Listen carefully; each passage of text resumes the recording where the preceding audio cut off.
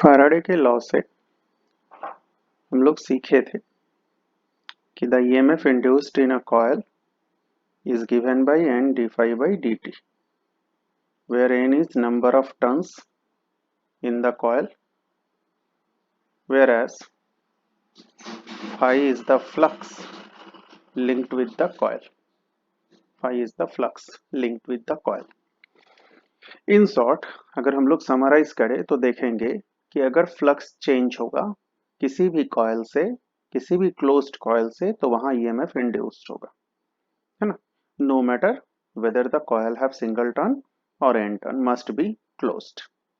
ठीक, तो अगर फैराडेस के तीनों लॉ का समराइजेशन ये है, तो उसके सिर्फ फर्स्ट लॉ को अगर हम लोग देखेंगे, नॉक करेंगे या फोकस करेंगे, तो वहां से देखेंगे कि अगर कोई कॉइल है, suppose that this is your coil, और यहाँ एक गैल्वेनोमीटर अटैच कर दीजिए। If by any means flux through this coil changes, by any means, कैसे भी अगर इस कॉइल से फ्लक्स चेंज होगा, flux means lines of forces due to magnet या मैग्नेटिक लाइंस ऑफ फोर्सेस, है ना। तो जैसे ही वो मैग्नेटिक लाइंस ऑफ फोर्सेस इस लूप से या इस कॉइल से चेंज होगा, बढ़ेगा या घटेगा, वहां पे इस कॉइल में एक ईएमएफ इंड्यूस होगा, है ना, एक ईएमएफ इंड्यूस होगा, और ये ईएमएफ एक करंट फ्लो कराएगा। ठीक, तो जो ईएमएफ इंड्यूस हुआ उसको बोलेंगे इंड्यूस्ड ईएमएफ, और जो करंट इंड्यूस हुआ उसको बोलेंगे इंड्यूस्ड करंट।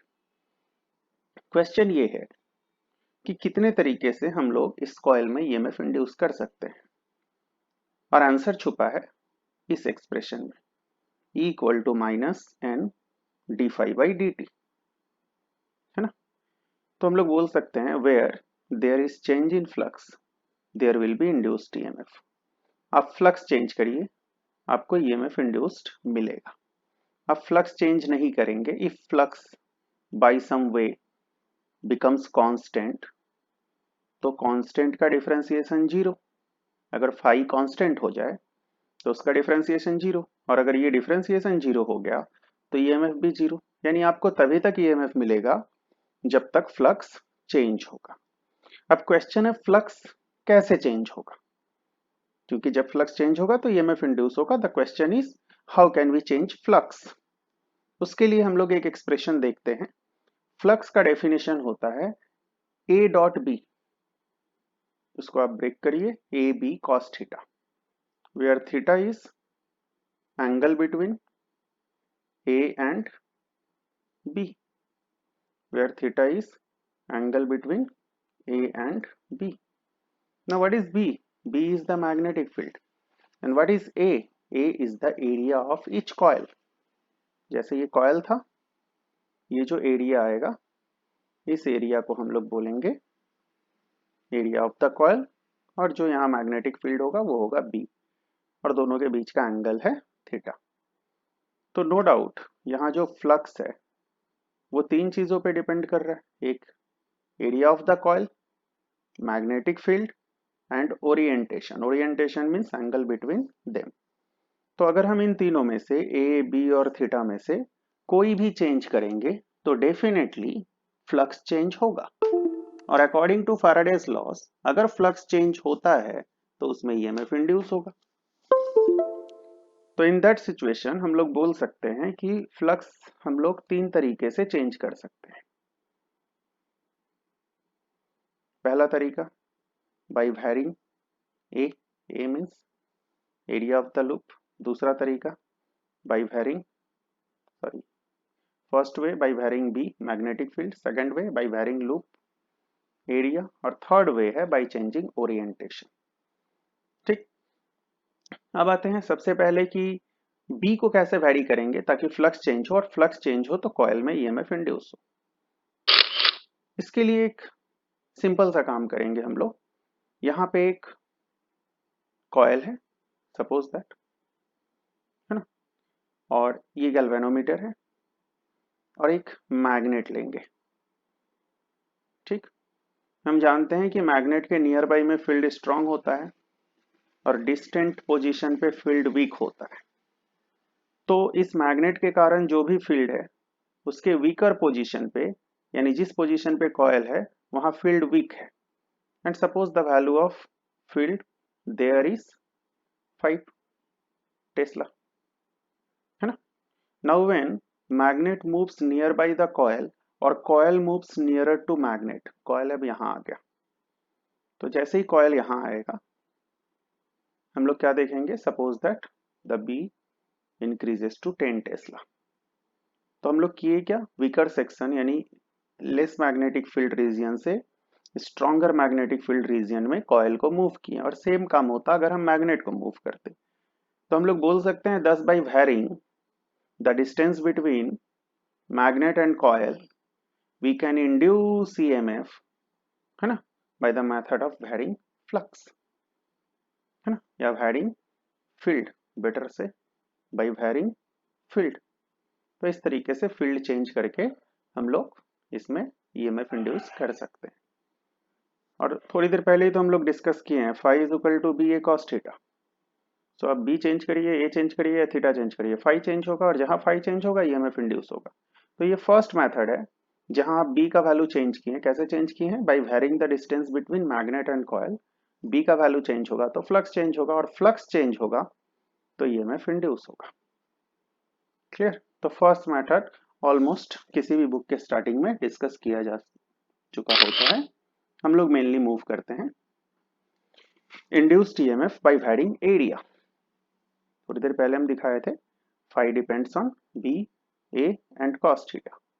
तो बी के साथ वेरिएशन हम लोग देख चुके हैं, how phi can be changed by varying we.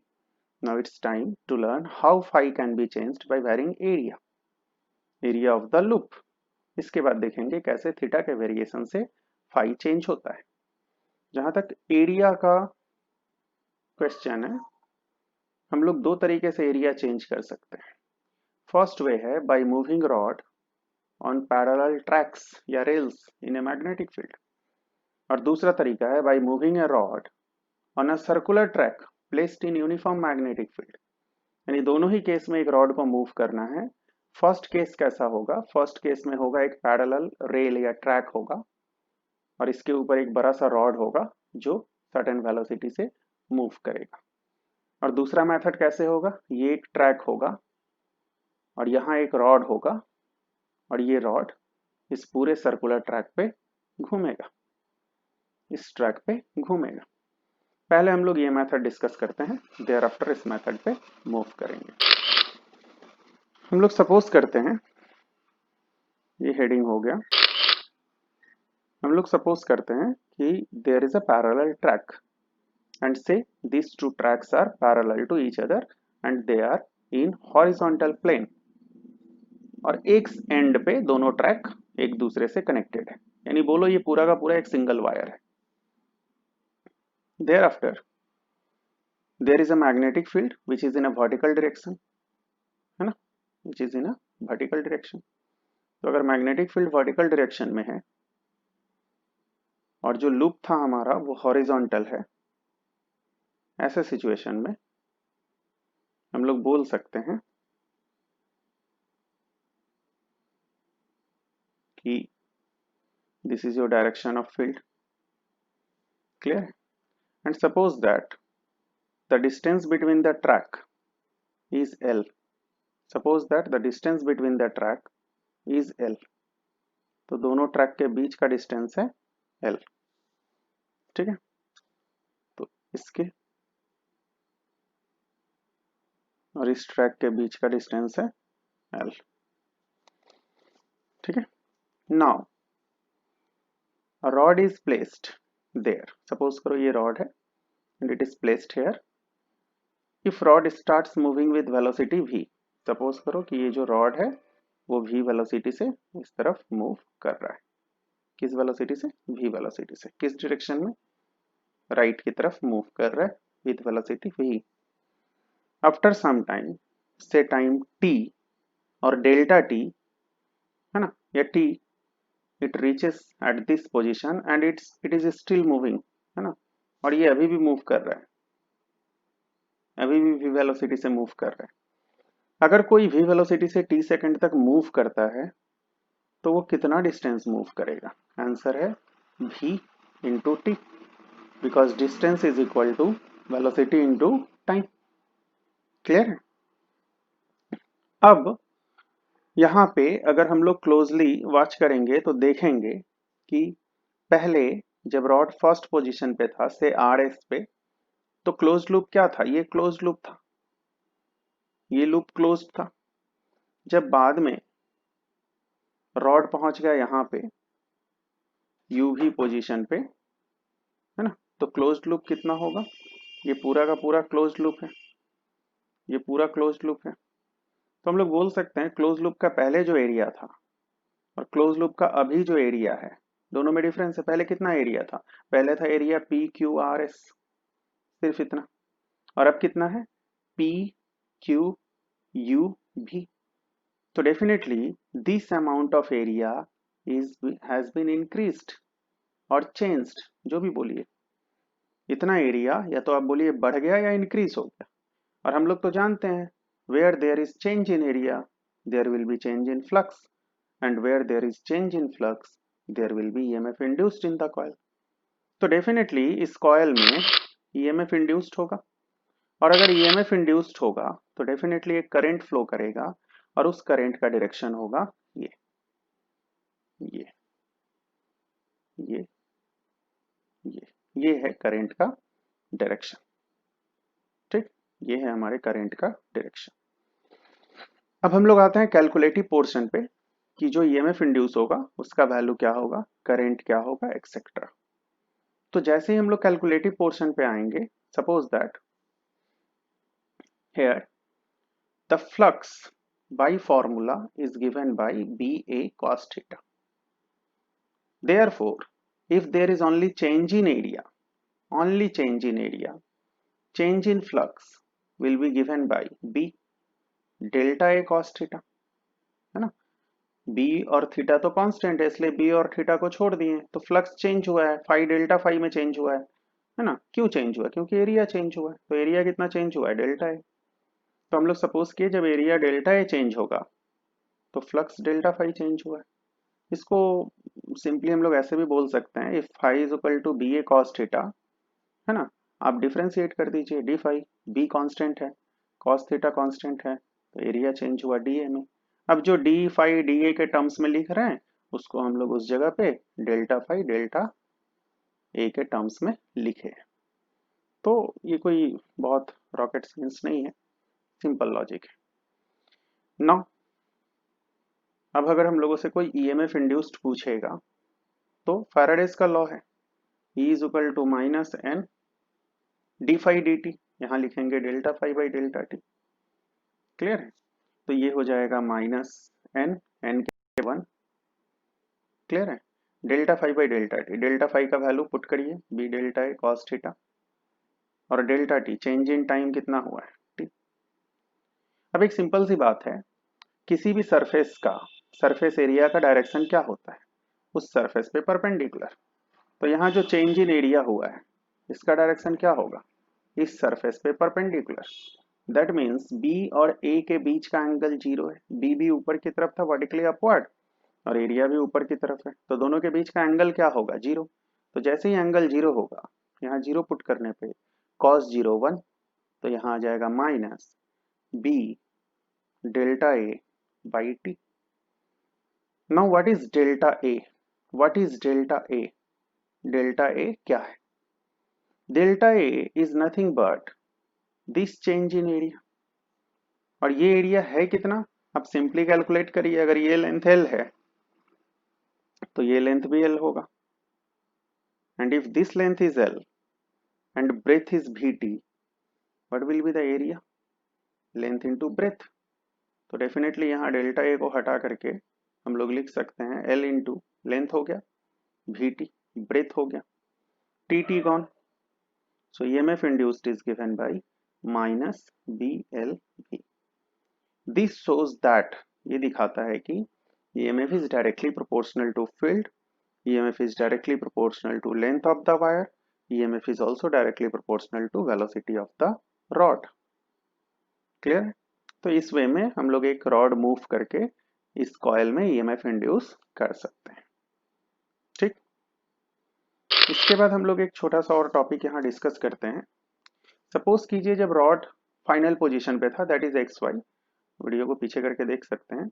जब रॉड एक्स वाई पोजीशन पे था, है ना, तो let when rod was at X Y position, जब रॉड एक्स वाई पोजीशन पे था, देन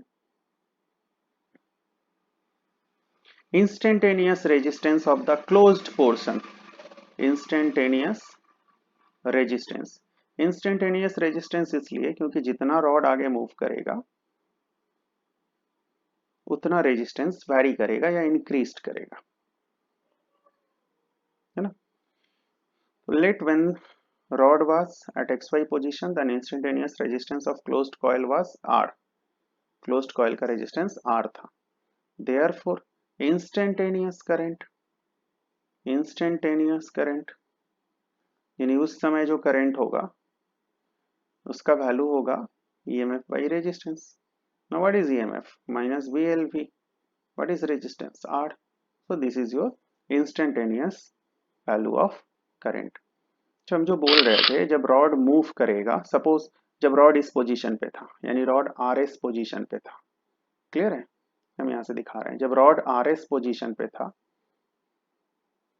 और ये रॉड का UV पोजीशन या XY पोजीशन जो भी है, जब रॉड यहाँ था इस पोजीशन पे था, तो आपका रेजिस्टेंस किसका किसका कंसीडर करेंगे? आप इस वायर का रेजिस्टेंस कंसीडर करेंगे, इस वायर का रेजिस्टेंस कंसीडर करेंगे, है ना, इस वायर का रेजिस्टेंस कंसीडर करेंगे और इस रॉड का रेजिस्टेंस कंसीडर करेंगे। ये हो गया आपका क्लोज्ड लूप, करंट यहीं पे सर्कुलेट हो रहा है। बट जैसे ही ये रॉड यहाँ मूव किया, देखिए तो इस पोर्शन का रेजिस्टेंस और इस पोर्शन का रेजिस्टेंस सेम है, लेकिन ये दोनों साइड लेंथ इंक्रीज हो गया, यानी इस दोनों पोर्शन का रेजिस्टेंस वैरी कर गया, इंक्रीज हो गया, because resistance is proportional to length. तो हम क्या बोल सकते हैं, जितना रॉड आगे मूव करेगा रेजिस्टेंस वैरी करेगा, यानी आपको जो करंट मिला है देन एंड देयर मिला है, यानी वो इंस्टेंटेनियस वैल्यू है जो टाइम टू टाइम चेंज होगा। अब अगर आपसे पूछे कि इन द मीन टाइम कितना चार्ज फ्लो हुआ है, तो हम लोग एक फॉर्मूला जानते हैं, चार्ज फ्लोन। ठीक है, इसको डिस्कस करने के पहले एक छोटा सा फॉर्मूला देख लेते हैं। The current is defined as charge flowing per second, so q is equal to it। क्या हम इसको ऐसे लिख सकते हैं, dq is equal to I dt, integrating both side, यहाँ dq का इंटीग्रेशन q और यहाँ राइट साइड में I dt। so the expression of charge is given by I dt, so charge flown is given by integration of I dt, integration with respect to time है, so limit will be 0 to t। now what is your I? I is BLV by R into dt, integration 0 to t, so integrating we get minus BLV by R into t। this is our expression for charge flown in the circuit in the meantime when rod moves from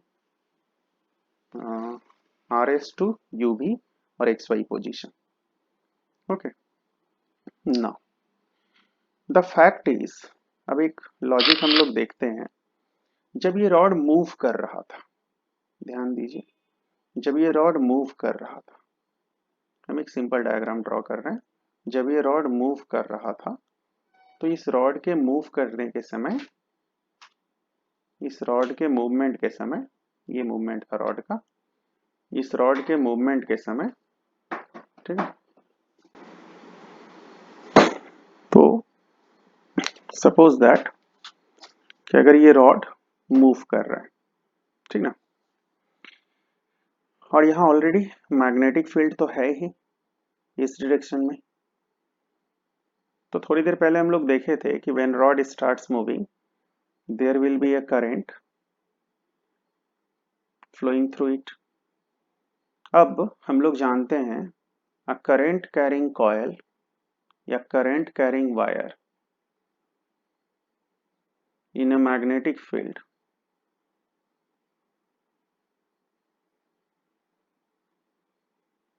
experiences force, experience करता है force given bye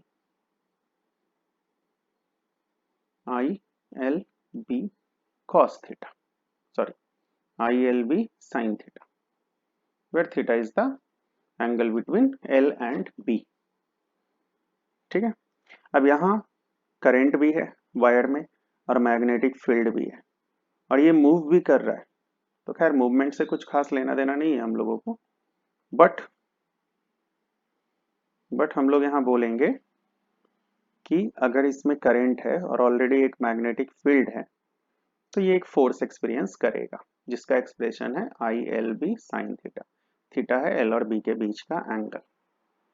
clear है? तो इस हिसाब से force experienced by the rod क्या होना चाहिए और क्या होगा? Force experienced by the rod, force experienced by the rod होगा आई, जो कि करंट है जिसका वैल्यू हम लोग थोड़ी देर पहले निकाले थे, यानी B L V by R, L length of the rod, B means B, और दोनों के बीच का एंगल है 90 डिग्री, क्योंकि लेंथ हॉरिजॉन्टल है और फील्ड वर्टिकल है। ये लेंथ ये फील्ड दोनों के बीच का एंगल, सॉरी ये एंगल नहीं, दोनों के बीच का एंगल 90, ये लेंथ और ये फील्ड, तो लेंथ हॉरिजॉन्टल और फील्ड वर्टिकल, बीच का एंगल 90 है, sign 91। So putting here b square l square v by r.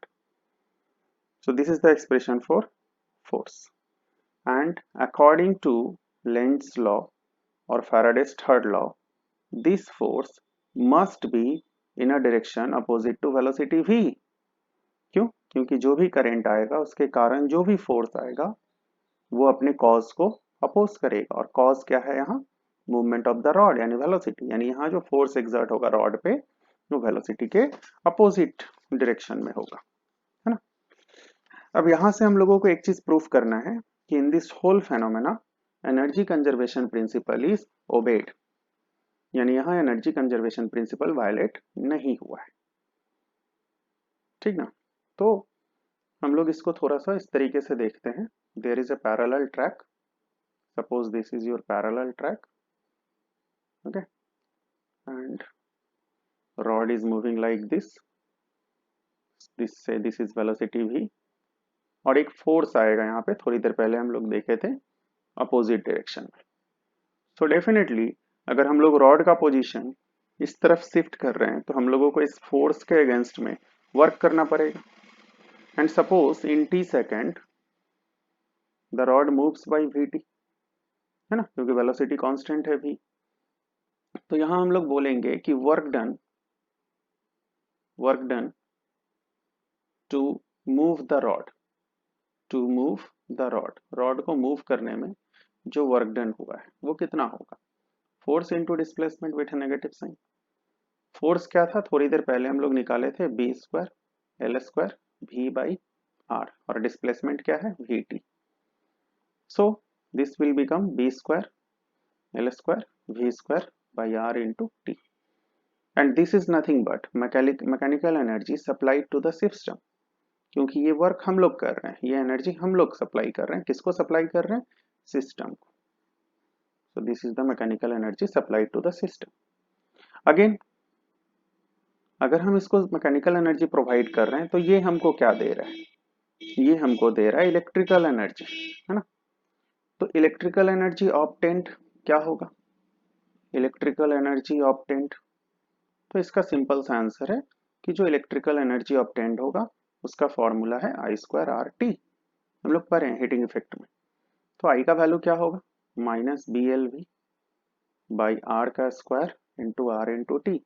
Solve करिए, B square L square V square by R into T is equal to electrical energy obtained. अब एक simple सी बात देखिए, energy supply कितना हुआ था? जितना हुआ था। एनर्जी ऑब्टेन्ड कितना हुआ? उतना ही हुआ, यानी एनर्जी न क्रिएट हुआ न डिस्ट्रॉय हुआ। So definitely this phenomena obeys the energy conservation principle. Now moving to next.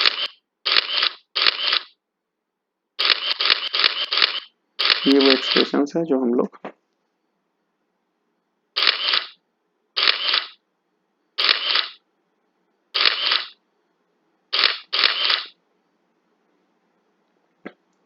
Next heading bye moving a rod on a circular track. और इस केस में ये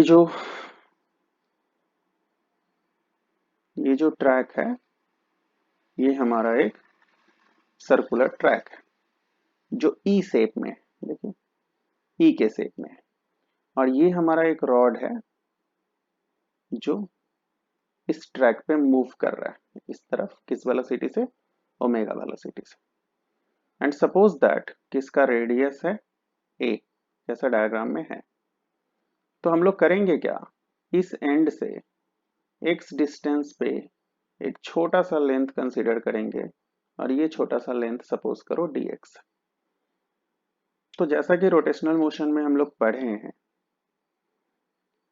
कि अगर कोई पॉइंट है एक्स डिस्टेंस पे सेंटर से तो उसका angular velocity, since rod is a rigid body, rigid object, तो किसी भी रिजिड ऑब्जेक्ट के किसी भी पॉइंट पे आप वेलोसिटी निकालेंगे तो एंगुलर वेलोसिटी सेम आएगा। बट लीनियर वेलोसिटी क्या होता है, r इंटू ओमेगा। इसलिए अगर हम इस छोटे से dx जो लेंथ है इसका लीनियर वेलोसिटी फाइंड करेंगे तो ये वेलोसिटी आएगा r ओमेगा, फॉर्मूला के हिसाब से x ओमेगा, है ना। अब सिर्फ इस छोटे से लेंथ को आप कंसिडर कीजिए, बाकी को भूल जाइए। तो उस छोटे से लेंथ का, छोटे से एलिमेंटल लेंथ का एक्चुअल में लेंथ कितना था dx, उसका वेलोसिटी कितना था x ओमेगा। अच्छा वो जिस मैग्नेटिक फील्ड में था वो मैग्नेटिक फील्ड कितना था b। तो हम लोग बोल सकते हैं, अभी अभी तो फॉर्मूला ही हम लोग डिराइव किए थे कि EMF induced is given by minus B L V.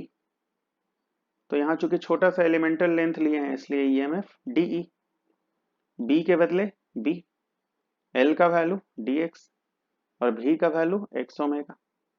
तो इसको सॉल्व करिए, d E is equal to minus B omega X d X. Therefore net EMF induced, net EMF induced क्या होगा, इंटीग्रेशन ऑफ डी, और इस साइड में अगर integration करते हैं तो बी ओमेगा कांस्टेंट, और अगर बी ओमेगा कांस्टेंट है तो integration of X d X range 0 to A. Solve कर दीजिए, minus half B omega A square. This is the expression for EMF induced in the rod. अब question है कि rod के मूव करने से क्या एरिया चेंज हो रहा है, चेक कर लेते हैं। अगर रॉड इस पोजीशन में है जहां अभी है तो क्लोज्ड सेक्शन का जो कॉइल, जो सेक्शन क्लोज्ड कॉइल फॉर्म कर रहा है उसका एरिया क्या है ये। अब सपोज करिए ये रॉड अगर यहां मूव कर जाए तो टोटल क्लोज सेक्शन ये, तो एरिया तो वैरी किया, और जहां भी एरिया वैरी करेगा वहां ईएमएफ इंड्यूस्ड होगा। थर्ड पोर्शन देख लेते हैं, ठीक है, कि कैसे थीटा चेंज करने पे भी ईएमएफ इंड्यूस्ड होगा। चेक करते हैं, समझते हैं एक बार। सपोज यहाँ एक कॉयल है, सपोज करते हैं यहाँ एक कॉयल है और ये कॉयल राइट नाउ इस एक्सिस में ऐसे घूम रहा है और यहाँ एक मैग्नेटिक फील्ड है इस तरफ। तो हम लोग बोल सकते हैं कि एरिया का डायरेक्शन सरफेस एरिया पे परपेंडिकुलर होता है, और इनिशियली ये बी और ए सेम डायरेक्शन में था, लेकिन थोड़ी देर के बाद due to rotation of the coil ये कॉयल रोटेट किया बाय एंगल थीटा और बी और ए के बीच का एंगल हो गया थीटा। अब अगर हम लोग ये सपोज करेंगे कि ओमेगा उस कॉयल का एंगुलर वेलोसिटी था, तो एंगुलर वेलोसिटी क्या होता है, इट इज द रोटेशन और से एंगल ट्रेस्ड पर सेकंड, यानी एक सेकंड में जितना एंगल रोटेट हो जाएगा वो ओमेगा। तो अगर लूप को, जिसका एरिया पहले बी की तरफ था और अब थीटा एंगल रोटेट हो गया है, अगर इसको यहां से यहां पोजीशन चेंज करने में टी सेकंड का समय लगता है तो हम लोग लिख सकते हैं यहाँ theta equal to omega T. क्योंकि 1 सेकंड में एंगल चेंज होता है ओमेगा, तो टी सेकंड में कितना चेंज होगा, ओमेगा टी। तो this is the angle rotated by the loop in T second. ना अगर हमसे कोई पूछे यहाँ कि इंस्टेंटेनियस ईएमएफ यानी अभी के अभी ईएमएफ कितना होगा, सॉरी इंस्टेंटेनियस फ्लक्स कितना होगा, तो हम लोग बोलेंगे इंस्टेंटेनियस फ्लक्स होगा B A cos theta, theta के बदले पुट करिए ओमेगा टी। देयरफॉर इंस्टेंटेनियस यानी अभी के अभी ईएमएफ कितना इंड्यूस होगा, फॉर्मूला है according to Faraday's laws minus N d phi by T T. यार नंबर ऑफ टर्न्स अगर एक है तो एक रखिए, और अगर मल्टीपल टर्न्स है कॉइल में तो एन रखिए। Minus N d d T of phi का वैल्यू पुट करिए B A cos omega T. तो ये सॉल्व करके आएगा minus N, B A constant है और कॉस ओमेगा टी का differentiation minus omega sine omega T. ये माइनस ओमेगा बाहर आएगा तो ये हो जाएगा एन बी ए ओमेगा, और यहाँ हो जाएगा साइन ओमेगा टी, है ना। अब इस पूरे को अगर हम ई जीरो से लिखना चाहें, दिखाना चाहें, तो ई इज इक्वल टू क्या आ जाएगा, E zero sine omega T. अब हम लोग जानते हैं साइन वैरी करता है -1 टू +1, है ना। तो जब टी चेंज होगा, टाइम चेंज होगा, तो ये वाला पोर्शन चेंज होगा, यानी ये पोर्शन, यानी एंगल चेंज होगा। और एंगल चेंज होगा तो लगातार आप एंगल चेंज करिए, क्या देखेंगे, साइन का वैल्यू कभी +1 0 -1 फिर 0 फिर +1 0 फिर -1 0। यानी इन दिस मैनर हम लोग बोल सकते हैं कि ई का वैल्यू कभी प्लस ई आएगा, फिर 0 आएगा, फिर माइनस ई आएगा, फिर 0 आएगा, फिर वही साइकिल रिपीट होगा, है ना।